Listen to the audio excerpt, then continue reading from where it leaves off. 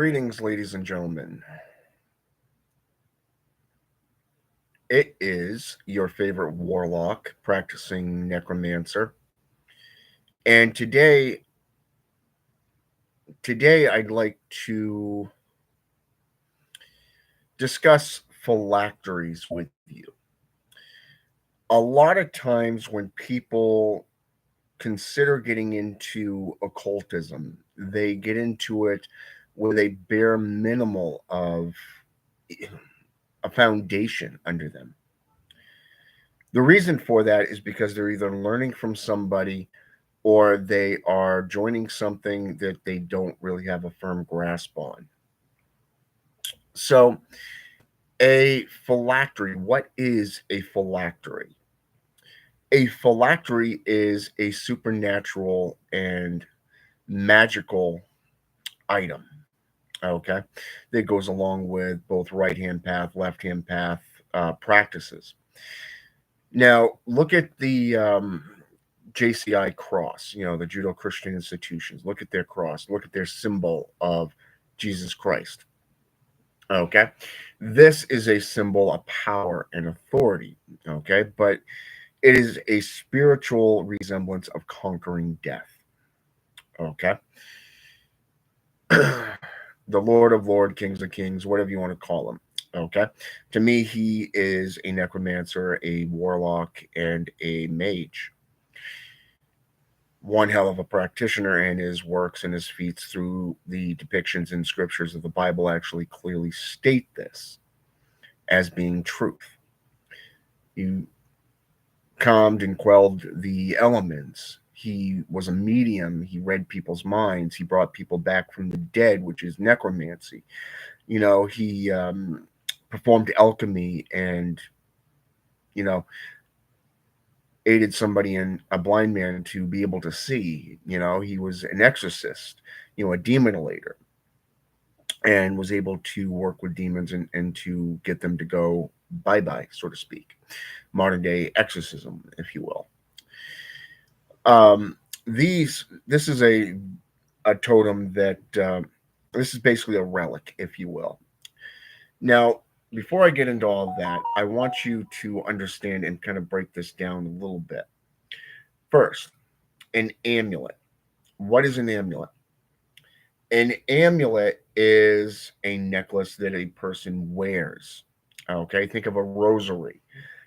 Think of a necklace that has a specific symbol on it, like say the crescent moon, which would be Wiccan and pagan symbol. Wicca. Get into the symbols of Hansa or Buddhism, Hinduism, even Tibetan monks utilize the rosaries that they can, otherwise known as prayer beads. These are considered to be necklaces, but they can also be bracelets. Okay, and they're used to center yourself. They're used for protection, and they are used for spiritual communion. Okay. Now, an amulet is a protective item that protects the bearer, but more so, it also increases your magical abilities. Okay. It stores knowledge, stores power. Okay. A talisman, on the other hand, a talisman is something that you hang on the wall. It is something that you place in a holy or religious foundation, area. Like say, if you're out in the middle of the woods, you staple it to a tree or hang it from a tree. You'd paint it. You put it on. You paint it on the trees within the four cardinal directions, maybe into the form of a pentagram or inverted pentagram. If you're in a mausoleum, place it around the mausoleum aspect on the inside to kind of protect that ritual area. Hell, you could even put it in your own home and place it on every wall, one on each wall, on either side of a window, vent, the door. And it basically wards off unwanted guests, if you will. Think of it as baneful magic, sorcery, You'd be able to ward off evildoers, such as those who have malicious intent against you and your family, that type of stuff. But this is also a protective item and could also store power within it. A relic. What is a relic? Think of a scepter. Think of a ring, a magical ring. Solomon wore a ring. Okay, all the great magi wore had some kind of medallion on them. You know, think of the crucifix.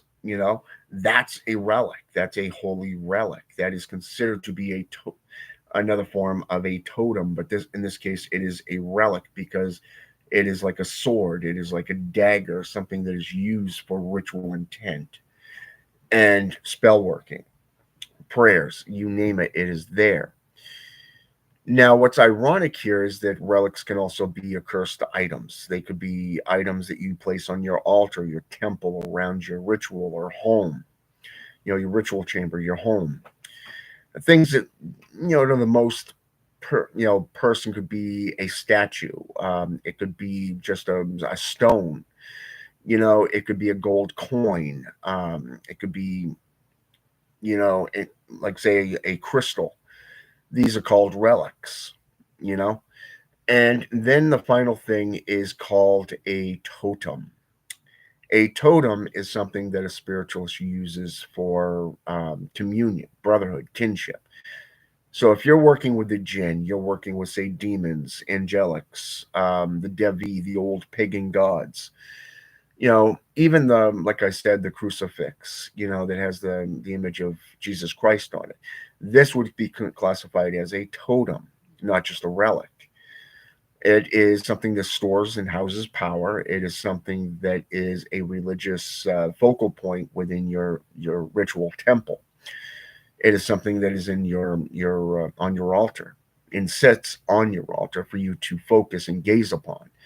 Think of it as a form of ritual meditation, if you will. You can meditate to it. You could charge it with currents. Use it as a medium, if you will.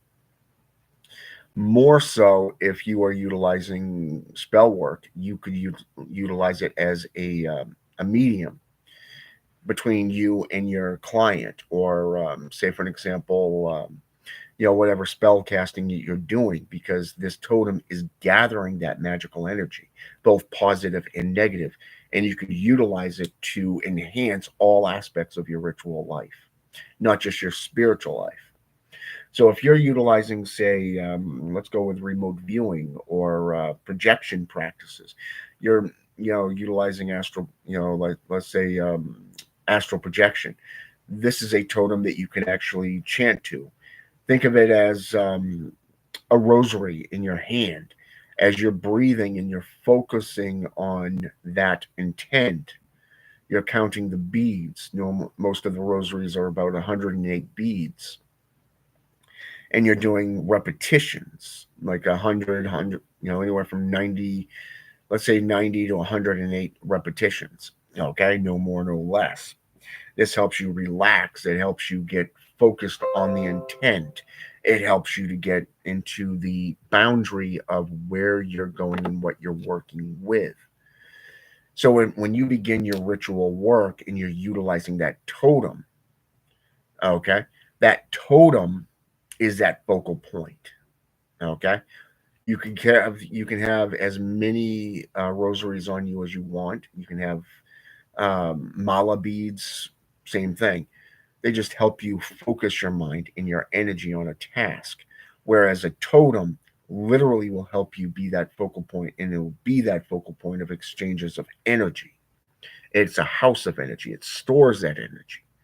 So whoever you're working with, whoever you're worshiping as a servant, as an apprentice, this is something that you'd want to look into because it will benefit you.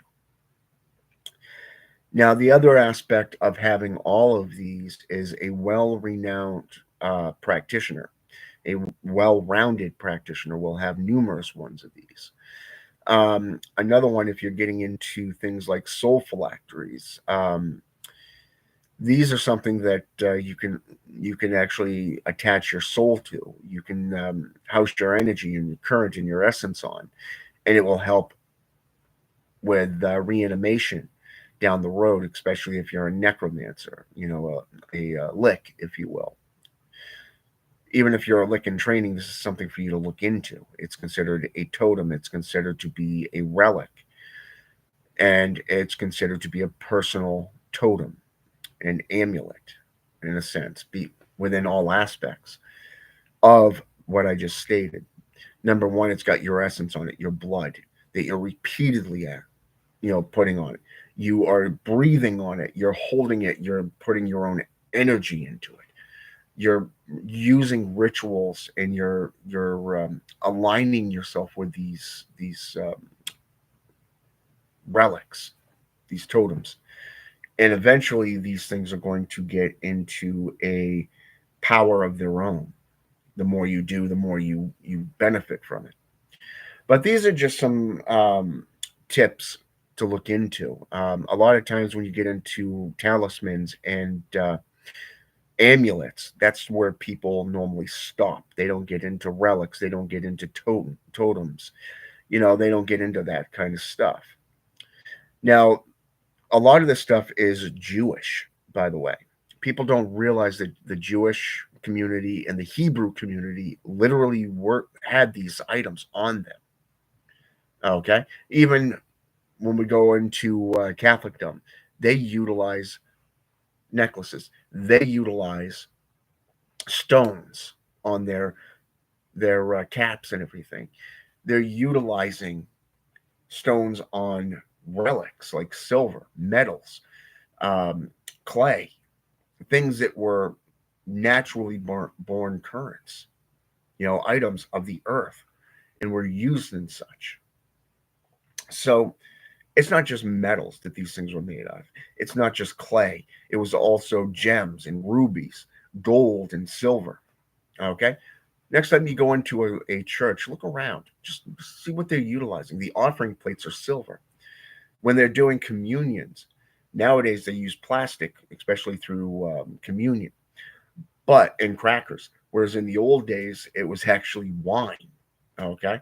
It was actually things made. If you go into Catholic and Roman Catholic traditions, you'll notice that the chalice is gold and it's got rubies on it. Okay. You go into, you look at the altar, and you're going to see how it's arrayed with gems. It's going to be arrayed with gold and silver. There's a reason for this and why it's considered to be a totem and a relics. Okay. These are tools that you use on a day-to-day basis within your own spiritual and religious practices. Doesn't matter if you're a Satanist, doesn't matter if you're a Wiccan or a pagan, a neo-pagan. You could be a voodoo zant. You're going to see these items within their workings.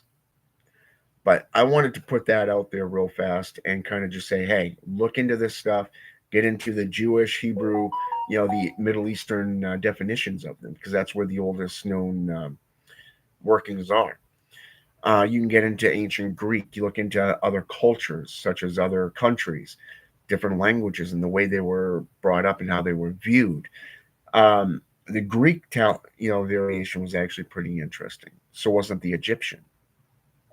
But I like the definition of the Arabic and the Middle Eastern traditions of these items, because they really give a great perspective on what they were used for, especially from the Jewish and Hebrew perspective and variety.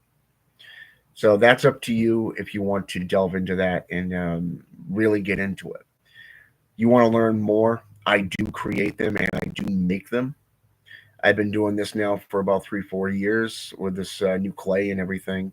Still working on trying to get the glimmer, but according to my clients, they love it. They recharge it. They follow the instructions to the letter, like every 2 to 3 months, and they've had nothing but good luck with these totems, these items, and these phylacteries, and they've they really are impressed with the potency of them. They're rechargeable just like a rechargeable battery. So, and that's something that you as a client can actually do for yourself. So that way you don't have to keep purchasing them from a black sorcerer, a black magician, a mage, or even a necromancer.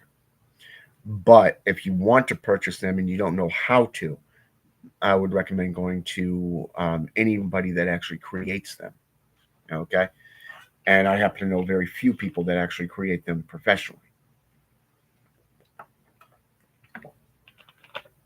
So keep that in mind.